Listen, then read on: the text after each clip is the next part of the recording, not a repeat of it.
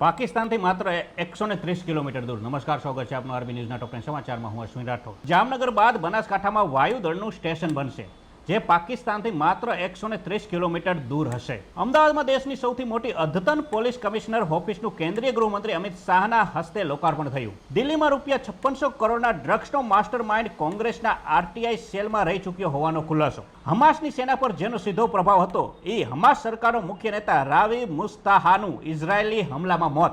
બાંગ્લાદેશનું મોટું પગલું. ભારત સહિત 5 દેશોમાંથી પોતાના રાજદૂતોને પાછા બોલાવ્યા. સીજેઆઈ ચંદ્રચૂડ જેલમાં જાતિ આધારિત ભેદભાવ પર કડક બન્યા. કહ્યું કે જાતિના આધારે જેલમાં કામ આપવું એ ખોટું છે. ભૂતપૂર્વ ભારતીય cricketer Mohammad Azharuddin money laundering કેસમાં ફસાયા. ગુજરાતમાંથી છેલ્લા 2 મહિનામાં જાહેર સ્થળો અને માર્ગો પરથી 604 ધાર્મિક સ્થળો હટાવાયા. ભારત વિરુદ્ધ મોટું ષડયંત્ર. ઝાકિર નાઇકના પગલે મલેશિયાના પીએમ પણ પહોંચ્યા પાકિસ્તાન. સેન્સેક્સમાં 1769 અને નિફ્ટીમાં 546 પોઈન્ટનો કડાકો. તો આ આજના ટોપ 10 ન્યૂઝ અને હું હતો આપની સાથે અશ્વિન રાઠોડ. જય હિન્દ, જય ભારત.